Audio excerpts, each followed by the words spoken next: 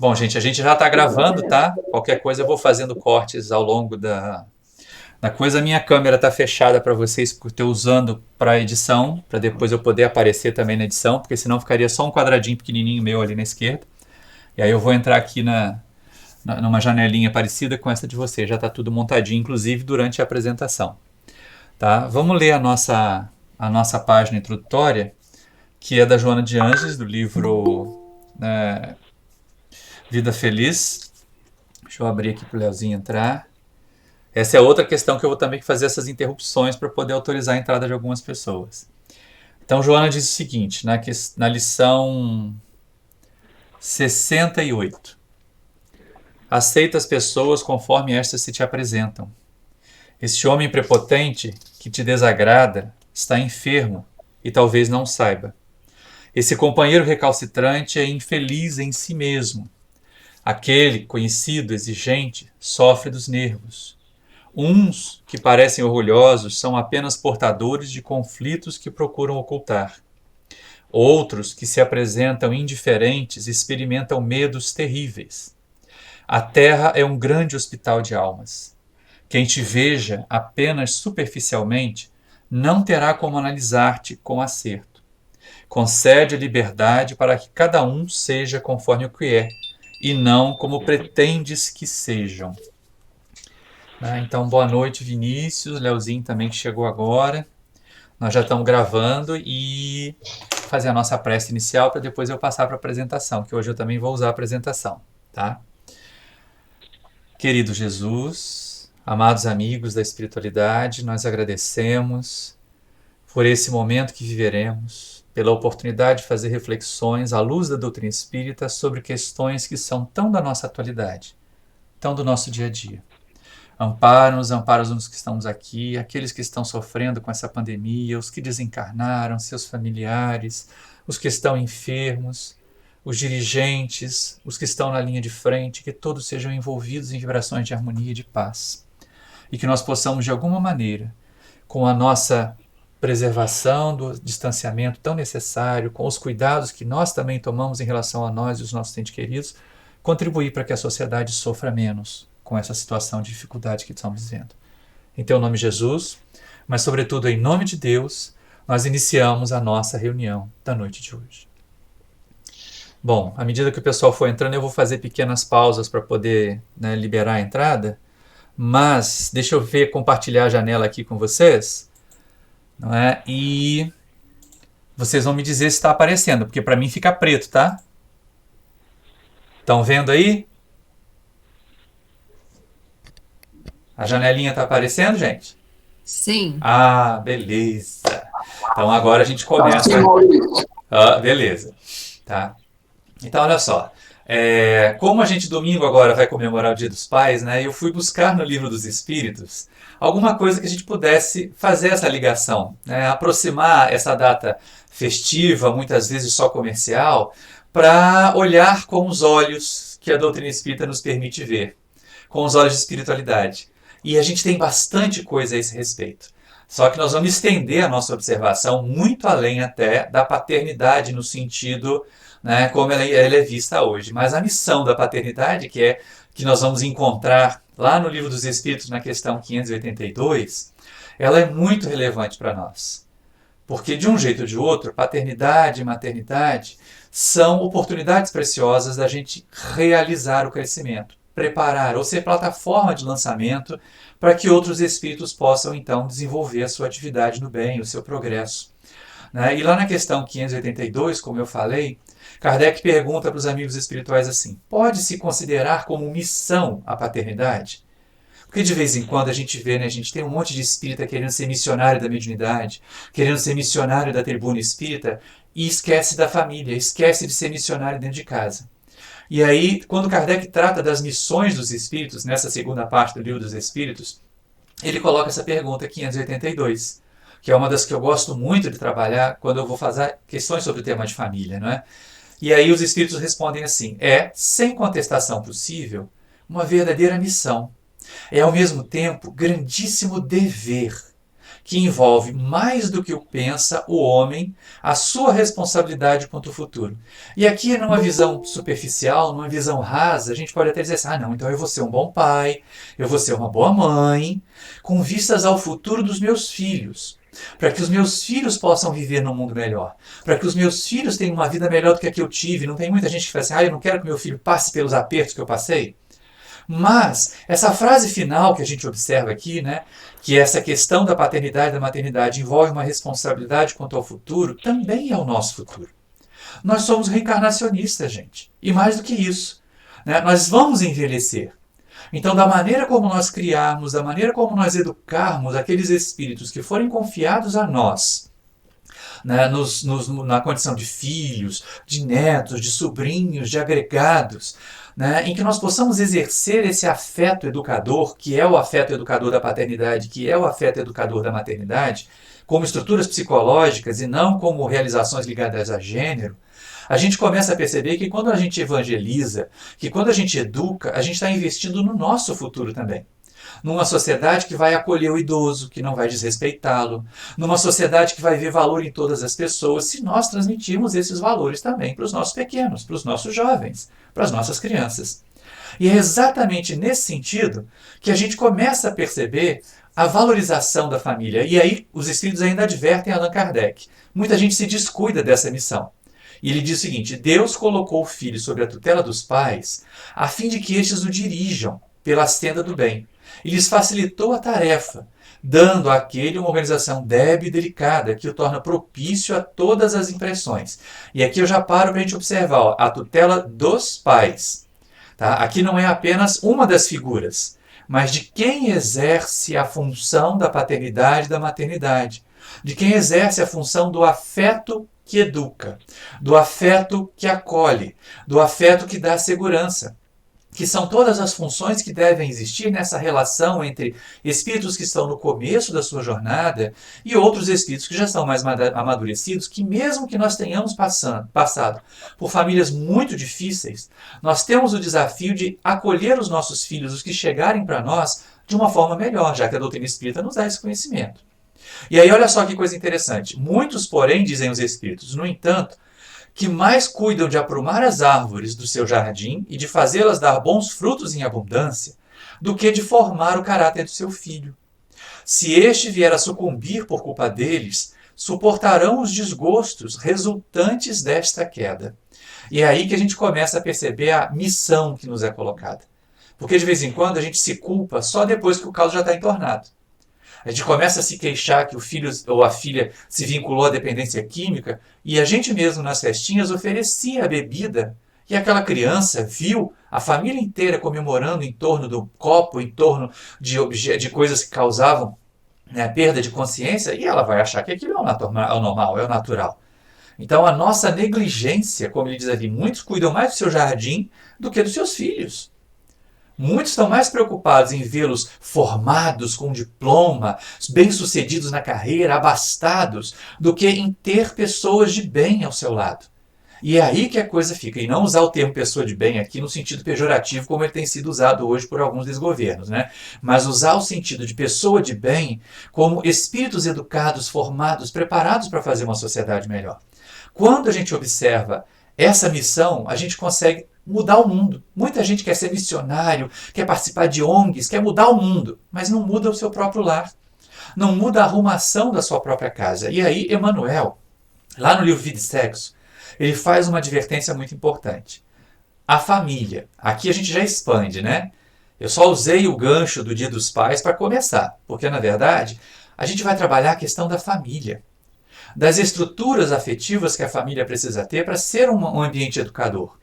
E aí Emmanuel, no livro Vida e Sexo, lá no capítulo 2, ele fala o seguinte para nós. De todas as associações existentes na Terra, excetuando naturalmente a humanidade, que é o contexto mais amplo, né?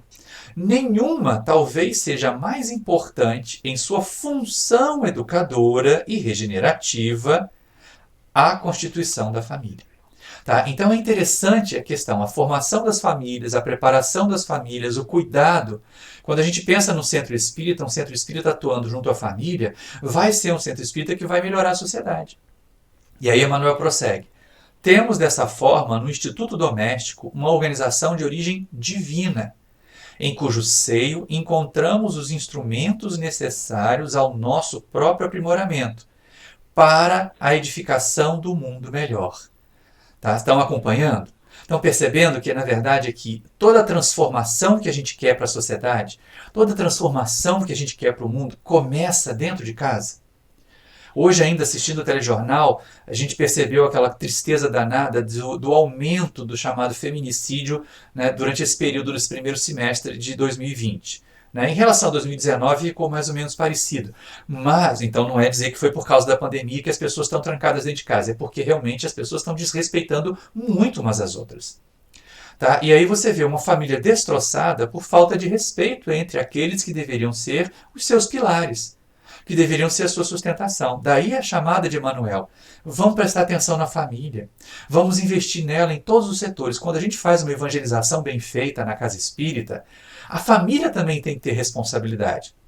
Os familiares têm que lembrar, olha, está na hora. Está na hora de você ir lá, mesmo que seja a evangelização virtual, cabe aos pais lembrar os filhos, estimular os filhos a participar, de vez em quando participar junto, para que a gente possa realmente realizar isso.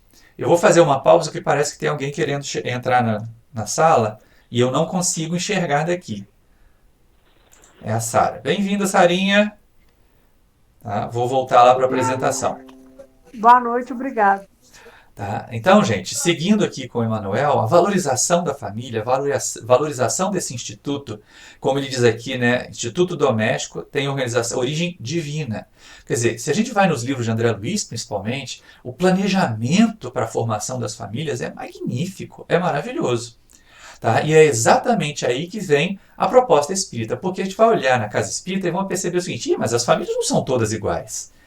Seria ótimo se todas as famílias do planeta tivessem os mesmos valores, tivessem a mesma cultura, tivessem acesso às mesmas facilidades tecnológicas, tivessem alimentação e educação dignas. Mas nós temos, não só aqui na figurinha, famílias diferentes na sua constituição, né? Como nós vemos também acontecer famílias que chegam a nós muito disfuncionais, como essa que a gente está apresentando na figurinha aí, que é um exemplo de família torta, né? Aqueles de nós que já perdemos tempo assistindo esse desenho, para rirmos até dele, a gente não percebe a crítica que é feita ali a uma família disfuncional. A uma família que é cheia de complicações, muito parecidas às vezes até com a nossa família. E aí como é que a doutrina espírita, como é que o espiritismo vai fazer com essas várias instituições? Se elas são todas diferentes, dá para a gente ter um modelo e fazer um trabalho fechado, centrado só nesse modelo? Centrado apenas num determinado conjunto, naquela concepção antiquada, mas antiquada beça, que até o Livro dos Espíritos já passou diante dela.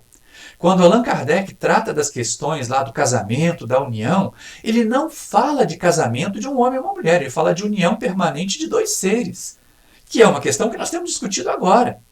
Tá? Então, como é que nós, instituição espírita, vamos trabalhar essa instituição aqui que Emmanuel chama diz que tem origem divina, esse instituto educador que diz que tem origem divina? E aí a gente vai perceber o seguinte, hoje, se a gente observar agora, século XXI, mais amadurecidos, nós temos várias configurações de família, não é? Tem aquela chamada nuclear ou tradicional, em que a gente vai encontrar lá o pai e a mãe, ainda um casal, né, heterossexual, os filhos e pronto. É essa chamada família nuclear.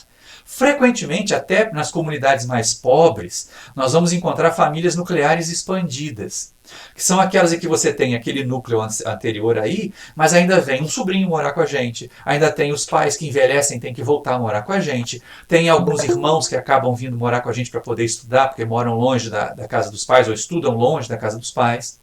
Uma coisa que é muito frequente, principalmente do meados do século passado para agora, são essas aqui, ó, famílias monoparentais.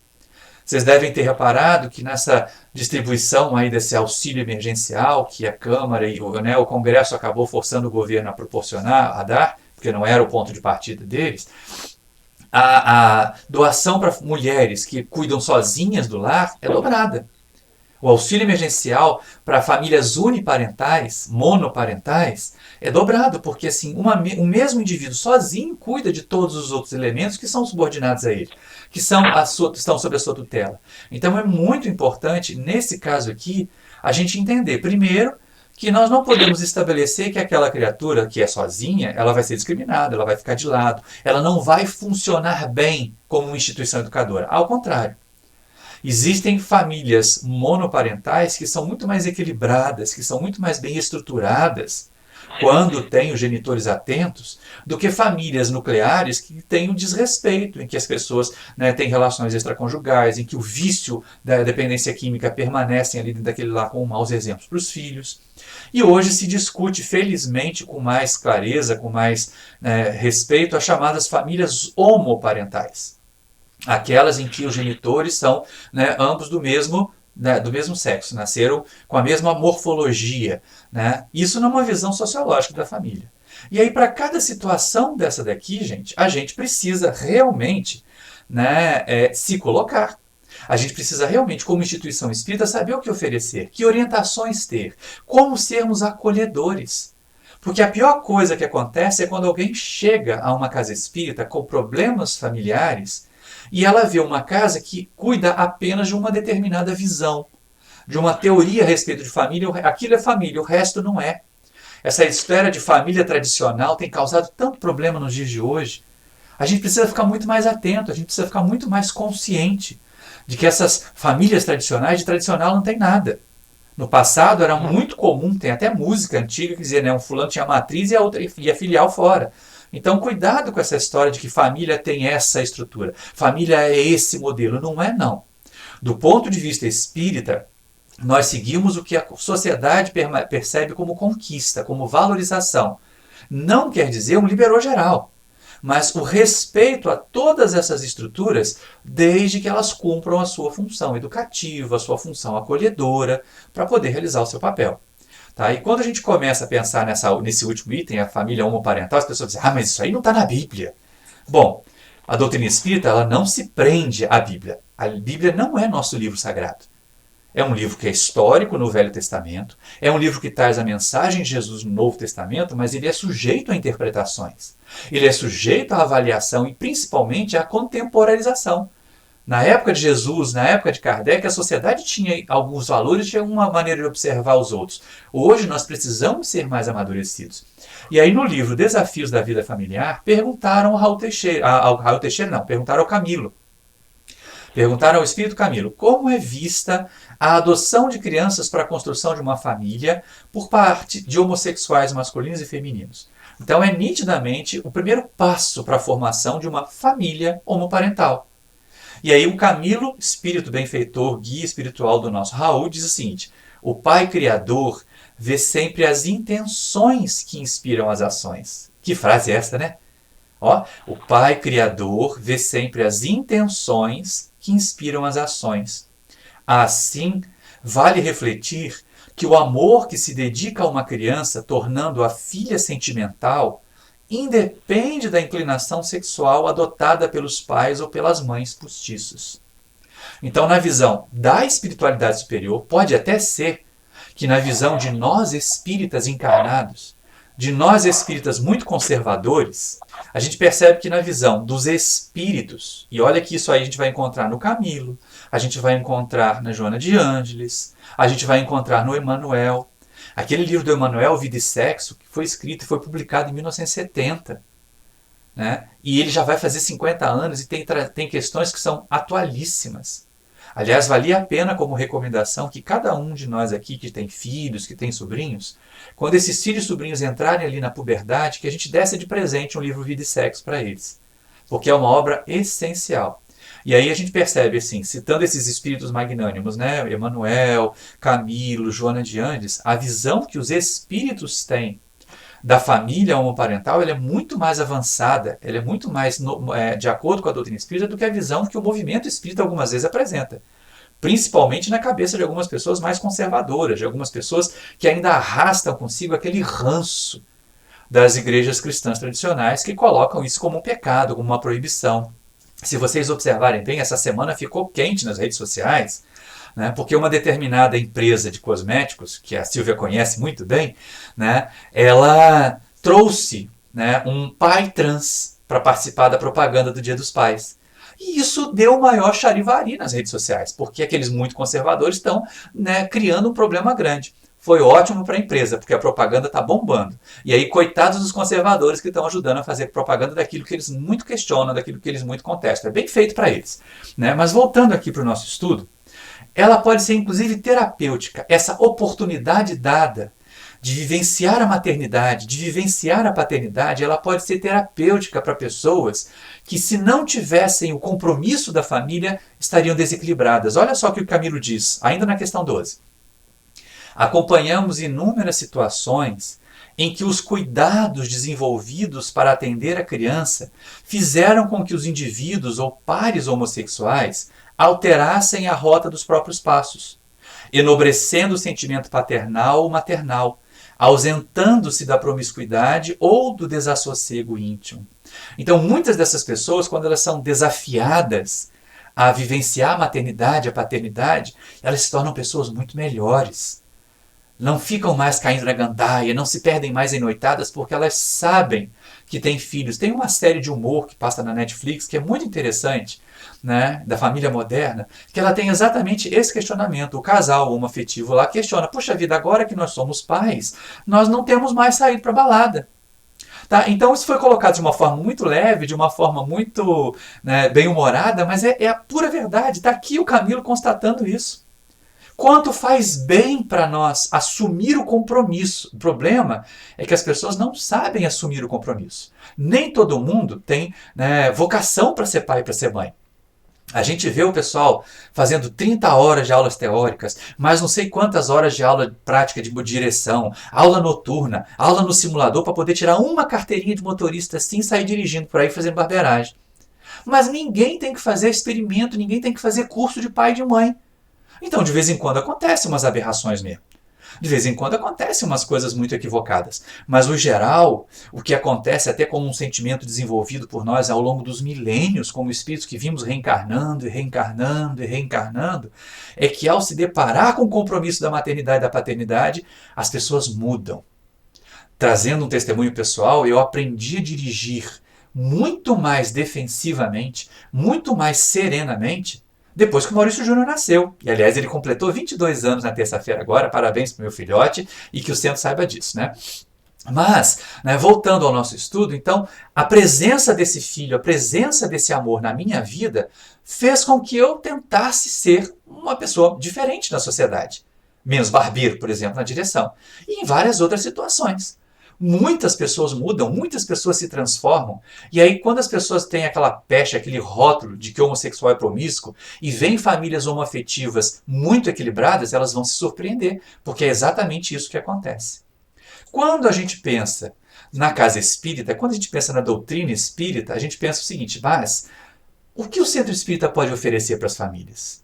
Porque tem família que não precisa da doutrina. Eles são tão bonitinhos, são tão harmonizadinhos, todo mundo se ama, todo mundo se respeita.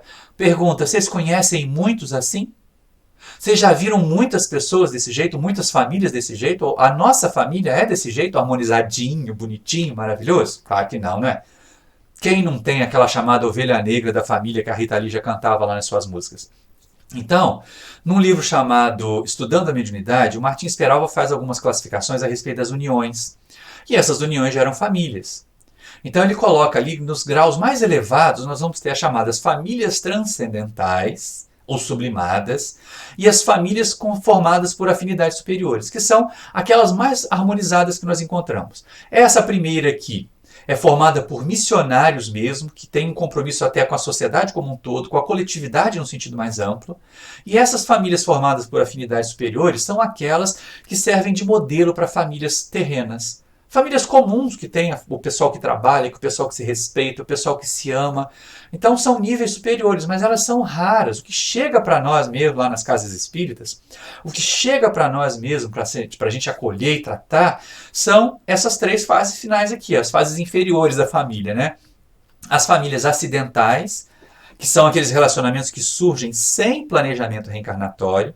As famílias provacionais, que têm o planejamento reencarnatório de reunir aqueles espíritos no núcleo familiar, para que eles, como o Camilo diz, né, experimentando dificuldade juntos, se tornem todos melhores. Família de provação, casamento de prova, não é um ficar torturando o outro. Mas são as pessoas trabalhando juntas, vencendo dificuldades juntas, se tornando melhores juntas. E as famílias sacrificiais, como aquela que a gente vê lá descrita no nosso lar, quando a mãe do André Luiz diz que vai reencarnar, vai acolher o pai dele, que tinha sido recolhido lá das regiões do umbral, e as duas amantes dele, como filhas. Então alguém é um espírito mais evoluído que renuncia, que se coloca na condição de sacrifício mesmo para poder amparar. Para essas aqui, ó, nós do movimento espírita temos muito a oferecer. Para essas aqui, ou com essas aqui, nós temos muito que aprender. Mas para essas aqui nós podemos oferecer muito. Nós podemos trabalhar muito em prol da paz e da harmonia dessas famílias que estão atravessando momentos tumultuados, que são as nossas também. E aí com o cuidado de que a gente também não pode dizer assim, ai, então, porque a minha família é problemática, eu não posso ajudar a família dos outros. Não, nós podemos. Porque algumas vezes é no ajudar a família dos outros que nós vamos encontrar o caminho para ajudar as nossas. É em montar um trabalho na casa espírita que ajude jovens com dependência química, que a gente vai encontrar um caminho para, de repente, resgatar um filho nosso, um sobrinho nosso, que já se perdeu por esse caminho. E aí nós vamos saber como agir, porque nós vamos receber treinamento também. Então, o trabalhador espírita, quando ele trabalha em prol da família, ele trabalha em prol da própria família também. Ele ajuda muito a si mesmo. E é aí que a gente começa a perceber. O que se propõe para nós, nesse nosso estudo de 30 minutos aqui, é claro que vai sair uma palestra Família, Caminho de Evolução no meu canal no YouTube mais adiante, lá para dia 5 de setembro, que eu já vi a data, mas aqui nesse momento nosso de estudo, nesse pequeno momento de reflexão, o que nós podemos fazer enquanto casa espírita é uma aceitação construtiva das famílias. Nós vamos receber a família do jeito que ela chegar para nós no centro espírita e trabalhar o máximo possível. Não tentar impor modelos tradicionais de família. Não tentar impor a nossa maneira de ver família. A minha família que é a família certa. Não. Como a gente vê aqui na figurinha, quando a gente une um homem e uma mulher com amor e os filhos vêm, isso é família.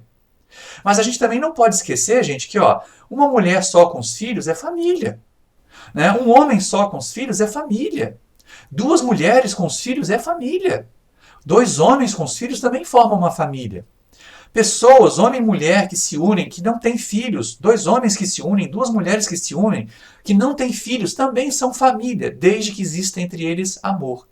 O que caracteriza uma família é o uso da ferramenta do amor para a gente poder melhorar os indivíduos e, melhorando os indivíduos, a gente melhorar a sociedade. Então, pensando no nosso Dia dos Pais e finalizando aqui a nossa mensagem para a gente poder abrir para a discussão, abrir para os comentários, a tarefa do Centro Espírita, vamos refletir sobre isso, né? A tarefa do Centro Espírita é de ajudar cada família a alcançar o máximo do seu potencial positivo, para a forma e configuração que esta apresente. Não importa se a família é homoafetiva, se a família é uniparental, se a família é expandida. O que importa é que a Casa Espírita vai trabalhar por essas pessoas, vai fazer o melhor por essas pessoas e a partir daí, então, ela vai nos colocar em condições de servir e de amparar. Tudo bem com vocês? Bom, agora a gente chegou ao final desse momento e eu passo para a nossa discussão. O que vocês acham? Vamos conversar? Alguém tem alguma coisa para nos dizer? Alguma coisa para comentar? Oi, Sarinha. Oi, Maurício. Boa noite. Tudo Boa bom com noite vocês? Então, gente, o que vocês acharam do estudo de hoje? O que vocês têm a comentar? Esse é o nosso momento. As famílias hoje, realmente, nada mais tradicional, né? Assim, há que se ter o respeito, há que se ter empatia, né? A gente tem que conviver com as várias famílias, com o nosso modelo de família. Qualquer família, ela é família, né? Eu quero dizer que o importante é existir o amor, né? Então, é preciso que as pessoas tenham essa compreensão, porque ainda tem muitas pessoas que são tradicionais e não respeitam, né? E hoje, assim, a luta, eu acho que eu falo luta porque tem muita gente querendo esse respeito, querendo ser visto como família, como família que é, né? Como amor que é. Muitas vezes a família tradicional, porque as pessoas fazem, porque é mulher com mulher, porque é homem com homem, porque é da maneira que seja formada a família, né? E falta ainda, eu acredito que falta o respeito de muita gente ainda nesse sentido, né? Falta melhorar, embora já tenha melhorado muito, as pessoas já Pegando o gancho da sua fala, que está cortando, Socorro, né, a gente percebe o seguinte: o que importa não não é a é? configuração da família, mas ela realizar a função para a qual ela existe na sociedade, que é ser um educandário, que é ser um ambiente de formação amoroso. Né? Diferente de alguns outros ambientes de formação em que as pessoas não são tão amorosas assim, em que você tem aquela disciplina às vezes mais rígida, como nas escolas, como em alguns colégios, né? No ambiente familiar, o amor é o maior instrumento que a gente tem para educar. Mas não aquele amor permissivo, que de vez em quando ele diz assim, eu amo tanto meu filho que eu nunca digo não para ele, que eu nunca me afasto, né? Nunca deixo de... E não é verdade, isso não ajuda. Na verdade, o não é uma prova de afeto muito mais pujante, na maioria das vezes, do que o sim. Né? As pessoas não percebem isso, mas é verdade. Quando a gente diz não para um filho, a gente tem que pensar por que vai dizer não, a gente tem que entender o que está acontecendo. Né? E olha só que coisa, né? A gente, para dizer sim, é a coisa mais fácil do mundo. Me dá isso? Sim. Tá. E aí? Não tem que explicar nada, né? Agora, para dizer não, a gente diz, não, olha, eu te amo e por isso que eu não vou deixar você fazer assim. Eu te amo e é por causa disso que eu não vou deixar você agir dessa maneira. Porque senão a gente acaba sendo apenas um reprodutor e não família, e não pai, e não mãe. Né? E reproduzir é fácil, gente. Né? Pôr filho no mundo é a coisa mais fácil. É só ter gametas ativos e funcionais. Né? Agora, ser pai e ser mãe é a missão lá da questão 582 do Livro dos Espíritos. Essa é a verdadeira, né, é o verdadeiro desafio para nós espíritas. Tá ok? Mais alguma observação? Helena, você estava aí se mexendo para falar? Abre o microfone. Maurício, Oi. deixa eu fazer um comentário breve. Diga, Sara. O Miguel está quieto lá e não está fazendo bagunça. Eu acho que a gente respeitar a opção, o direito do outro de ser como ele é a gente respeitar o livre-arbítrio, né? Uhum. Que falta na gente. E, assim, esse preconceito bobo que a gente ainda carrega, né? A gente tem que expurgar isso. Igual, assim, antigamente era o racismo, que às vezes ainda tem um pouco, né? A gente tem um pouco do racismo, mas hoje já incomoda muita gente o racismo. Eu acho que esse preconceito bobo quanto à diversidade das famílias, acho que isso tem que sair da gente também. Entendeu? Aprender a respeitar o outro, o direito que o outro tem de viver a vida como ele pensa que tem que ser, né? E usando a palavra que você colocou muito bem, é preconceito, né? Porque assim, o que a maneira que os outros têm de viver perturba a minha maneira de viver. Né? Eles não estão dentro da minha casa, eles não usam os meus recursos, eles não se impõem aos meus filhos. Então, qual é a razão de separar, de segregar, de ser preconceituoso? Ao contrário. Né? Algumas pessoas e algumas, né, dessas chamadas famílias tradicionais deviam observar algumas famílias homoafetivas. Uma vez eu vi uma entrevista do Jô Soares, naquele programa dele que passava bem tarde, né? E aí ele falava o seguinte, ele entrevistando um desses ativistas das causas LGBT, e o indivíduo falava assim, olha, quando a gente é pai, quando a gente é mãe, nós nos esforçamos para ser melhores do que os héteros. Porque qualquer coisinha errada que a gente fizer, as pessoas vão, né, cair matando. Então a gente percebe nessas famílias uma preocupação muito maior até do que com famílias ditas tradicionais, com relação à educação, com relação à formação, com relação à saúde, com relação a tudo que os filhos realizam. Né? E eles são muito mais atenciosos, são pais e mães às vezes mais atenciosos. E aí talvez esse povo preconceituoso, Sara, fique olhando de longe assim, eu não faço isso. Esse fulano faz. Não acontece também em outras áreas? Quando a gente começa a se destacar muito em uma área e começa a fazer sombra aos outros, a gente não é atacado? Ainda essa semana, aconteceu um evento lá no departamento que um colega ficou muito triste. Porque ele se esforça muito para fazer as coisas certas, ele tenta manter o grupo funcionando, trabalhando, e surgiu uma fofoca, um bafafá danado desse que acabou causando constrangimento. E aí eu comentei com ele, olha meu amigo, se você fizer tudo errado, as pessoas vão falar mal de você. Mas na maioria das pessoas na sociedade, se a gente fizer tudo certo, elas vão falar mais mal ainda. porque a gente vai estar ofuscando, porque a gente vai estar fazendo sombra. Ou pior, quando a gente começa a fazer brilhar a nossa luz, ela projeta sobre os outros a sombra que os outros ainda arrastam. E eles ficam muito indignados com isso e começam a tentar jogar pedra na luz que a gente está acendendo. Como não adianta nada, vão falar mal mesmo, o melhor é a gente fazer tudo certo, que pelo menos a gente mantém a consciência tranquila. Essa é a questão que se coloca. Essa é a questão que a gente precisa estar muito atento para viver na sociedade. Não me perturba, não me afeta. Ah, mas é meu vizinho de frente. Ué, mas ele não está dentro da sua casa. Como ele vive dentro da casa dele, dela, dentro da casa dela, não é da nossa alçada. Nós não custeamos as despesas dessa pessoa. Ela não afeta a nossa maneira de ser, não nos proíbe de ser como nós somos. Porque muitas vezes, Sara, as pessoas alegam assim, mas isso vai destruir a família tradicional. Mas não há nada que impeça a família tradicional de continuar existindo. O que se pede da sociedade é espaço para que essas outras configurações de família sejam respeitadas. Vocês lembram, e aqui tem um monte de gente que viveu a década de 60 e 70 já com nível de consciência. Esse é o Vinícius ali e o Leozinho. Né? Mas a gente que viveu a década de 60 e 70 lembra. Gente, uma mulher desquitada na década de 70, ela ficava mal falada na vizinhança inteira. Né? Aí quando veio o divórcio, no finalzinho da década de 70, as pessoas disseram que aquilo ia acabar com a família, que era uma pouca vergonha, que ia regularizar a irregularidade. Olha só como o divórcio se tornou mais fácil você formar famílias melhores. Gente que não precisa matar o outro para poder se livrar.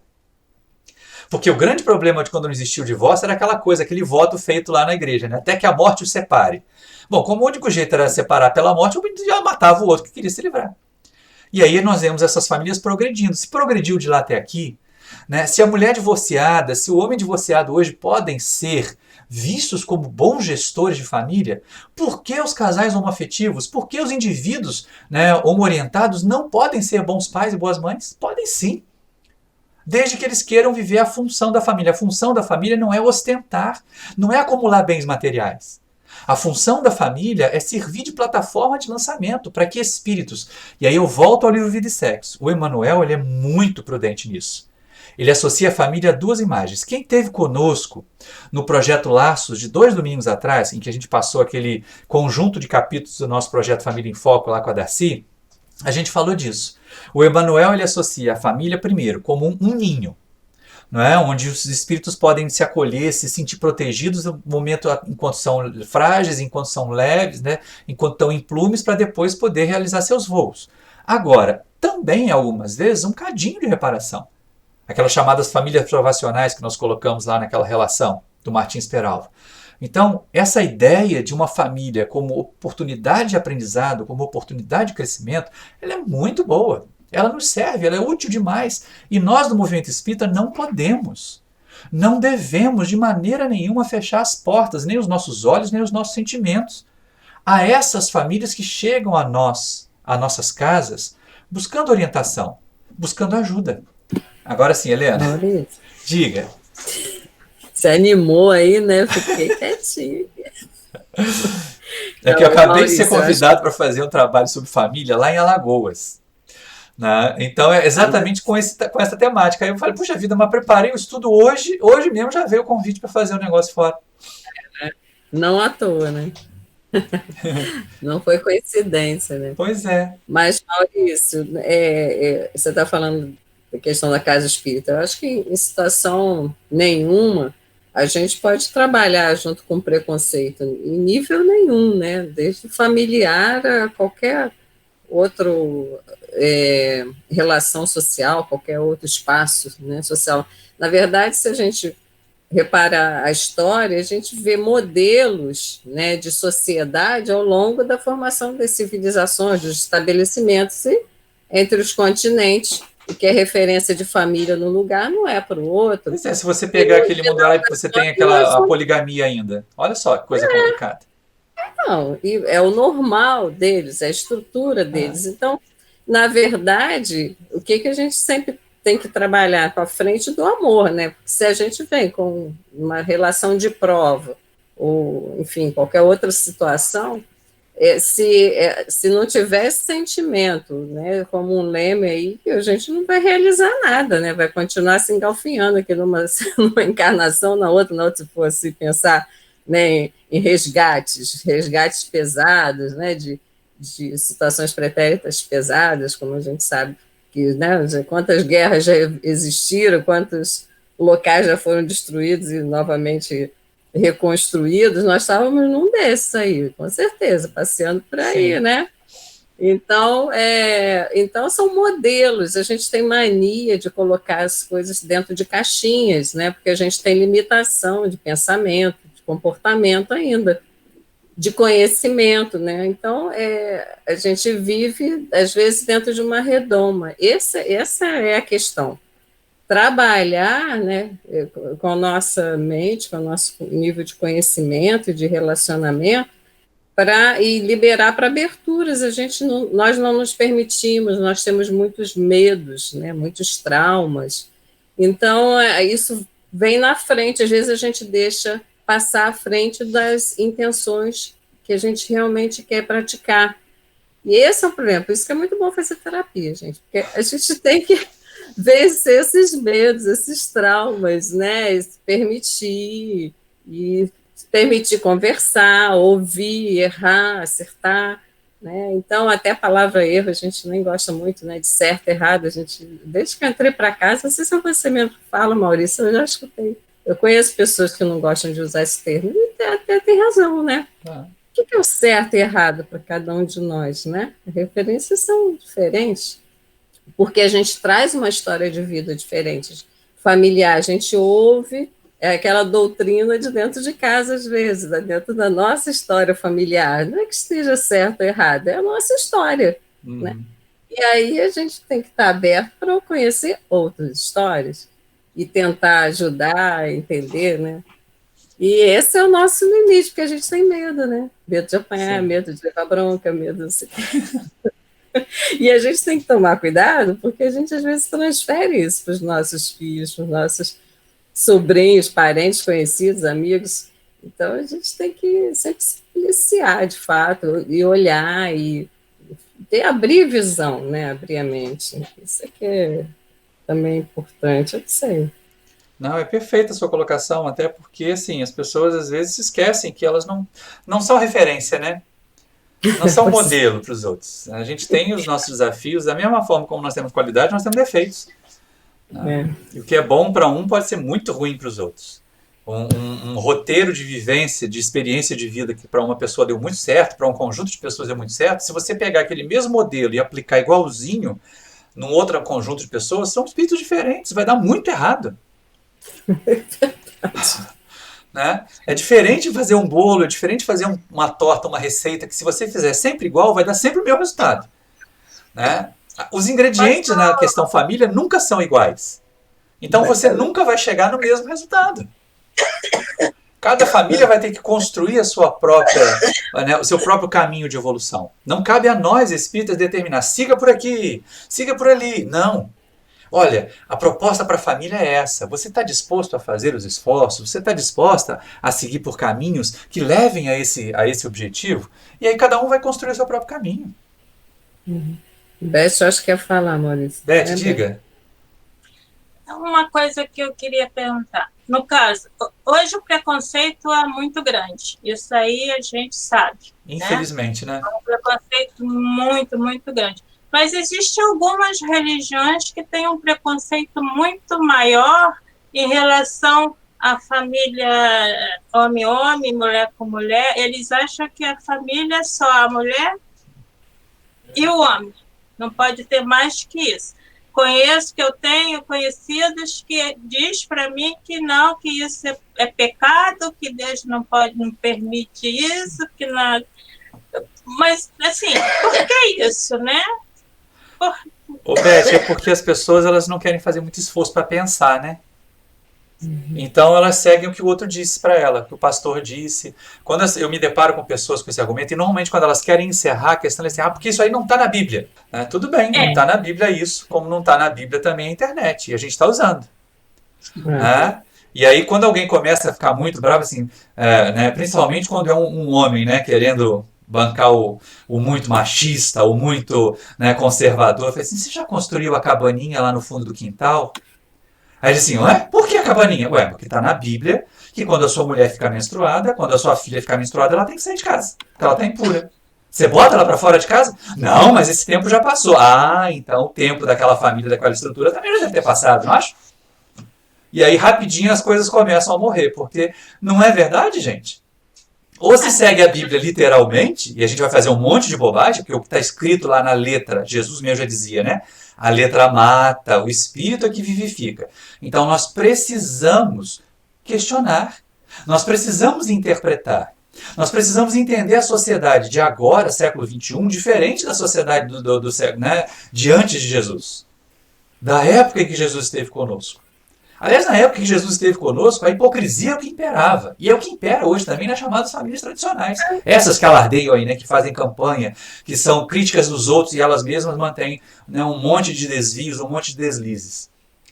Então é muito engraçado que a pessoa critique como uma pessoa vai se relacionar com a outra, mas não acha errado fazer oração por receber propina. Como a gente viu escandalosamente na televisão.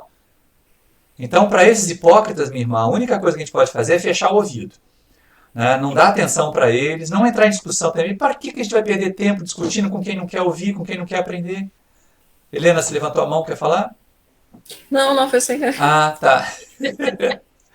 Mais alguma observação, gente? Bom, eu acho que a gente pode caminhar também para o encerramento, porque já são 10:50, né? E agradecer vocês que estão comigo. Espero que tenha sido legal. Vamos ver como é que vai ficar o vídeo editado. Né? Foi a primeira vez que eu tentei fazer desse jeito, em que eu me coloco para aparecer também, mas eu vou conseguir dar uma organizada aqui na hora de editar e vai ficar legal. Né? A gente conseguiu colocar o outro vídeo que teve tantos cortes, esse até teve menos cortes. Né? Ficou de uma forma muito bacana também, está bem colocado lá, já está super bem visto. Tá? Então divulguem na internet, divulguem para as redes sociais de vocês, pega o link de quando saiu o vídeo da reunião e manda para aqueles que não vieram, porque hoje nós tivemos um público até pequeno, já chegamos a ter 18 na reunião, hoje tem 9. Tá? Mas a gente segue assim mesmo, o trabalho é esse. E eu já tenho aqui a lista. Quando vocês me viram baixando a cabeça, né, é porque eu estava conferindo aqui quem é que vai fazer o estudo de quinta-feira. Pode falar, Sara. Como é que eu pego esse link para poder compartilhar? Tá no YouTube? Sim, tá lá no canal no YouTube, no canal do Paulo de Tarso. Quando você bota o vídeo da Helena lá para reproduzir, você tem uma setinha lá embaixo que está escrito assim, compartilhar. Aí na hora que você clica ali, ele aparece copiar link. Aí você pega aquele link e manda no seu WhatsApp. Então tá. Tá? Vou fazer isso então, obrigado. Tranquilão. Gente, se alguém quiser comentar mais alguma coisa, esse é o momento, senão eu agradeço. Vamos continuar nos protegendo, vamos proteger aqueles que nós amamos, vamos levar essa mensagem de paz, de amor, para bem longe, porque nós estamos passando por momentos difíceis. Né? A gente estava numa reunião hoje, eu e a Helena, né? Que tensão aquilo, que coisa longa, que difícil, porque são muitas questões e quando você coloca um lado mais humano, um lado mais afetivo, recebe uma crítica violenta, que eu não trabalho com emoção, né? Eu trabalho com racionalidade. Pois bem, então eu quero ver a racionalidade quando um ente querido pegar a doença porque essa pessoa saiu à rua. Que é mais ou menos aquela questão que, né, as pessoas não percebem. Eu não vou pegar, qualquer um vai pegar mesmo. Mas e se for alguém que você ama, será que você vai ter essa frieza de sentimentos? Né? Lá na hora eu resolvi nem falar nada, Helena, porque sinceramente tem coisa que não merece resposta. Mas né, nós não somos uma máquina de agir, nós não somos só esse amontoado de células. Então que os nossos sentimentos, o nosso afeto também ajude a guiar nossas ações. Tá? Muita paz para vocês, meus amigos, um grande abraço. A vocês que vão ver depois lá no canal do Paulo de Tarso, um grande abraço para vocês também. Lembrem-se, crianças na evangelização é um investimento em relação ao futuro deles e nosso. Helena, você ia falar alguma coisa? Aí você toca no ponto fraco, né? Nós estamos fazendo nossos encontros toda quarta-feira, 19h30, e agora a gente já conseguiu assim, organizar as atividades, né, online, porque é tudo experiência nova para a gente. E nós estamos bolando assim, inovando, né, com apresentações, assim, os meninos estão fazendo interações conosco, a gente passa filipetas, discute, eles montam a historinha, a gente bota uma música, fala da letra, depois faz palavrinhas cruzadas, cada dia um dia um filme, então a gente está variando e os meninos estão começando já a entrosar, o B já fez um estudo, né, muito bacana. Então, assim, o Miguel, mas ele não. O Miguelzinho não consegue ficar parado de frente para. A gente tem que depois ir adaptando. Não esqueci dele, não, mas é que a gente precisa estruturar, né? Cada dia a gente dá um passinho. Então, mas assim, quem quiser, o que eu ia comentar assim, às vezes eu não passo o link para todos dentro do grupo, mas se vocês quiserem, eu posso passar, vocês serão bem-vindos. Quiserem assistir um dia, escutar e tal, está sendo muito legal, tem sido assim, agradável. A nossa ideia, nosso projeto também era assim, ficarmos meia hora, 40 minutos, olha, 1 hora e pouco a gente vai na brincadeira e quando vê já passou. Então, eu queria também aproveitar, Maurício, você falou do Dia dos Pais, também dar os parabéns, deixar um beijo para todos os papais, né? E eu achei muito importante a gente estar em família agora, né, com todas as dificuldades ou não, nós estamos em família o tempo inteiro, né, podem ser, os amigos são familiares, são nossos irmãos aí espirituais, a família espiritual que veio como amigo, mas é tudo uma família só, nós somos uma família, então, aos papais, né, um beijão para todos também. Maurício, foi muito bem, a escolha foi muito boa também para essa semana, eu acho, e para a gente, né, para a situação que a gente está vivendo. Isso aí. Agradecer. Vinícius, faz a prece para nós? Então vamos fechar nossos olhos, nos comunicar com Deus, Jesus e a espiritualidade que nos acompanha e agradecer pela oportunidade do aprendizado, a oportunidade de nos tornarmos cada vez melhores em família, seja qual configuração for, mas que seja alicerçada no amor, na compreensão de que somos espíritos em evolução, somos falhos, mas nós queremos melhorar a cada dia, a cada momento. Que possamos dormir em paz, que assim seja. Graças a Deus. Então é isso, pessoal. Grande abraço para vocês. Até quinta-feira com o Estudo da Fran, tá? Beijão. Tchau, tchau. Beijo. Beijo.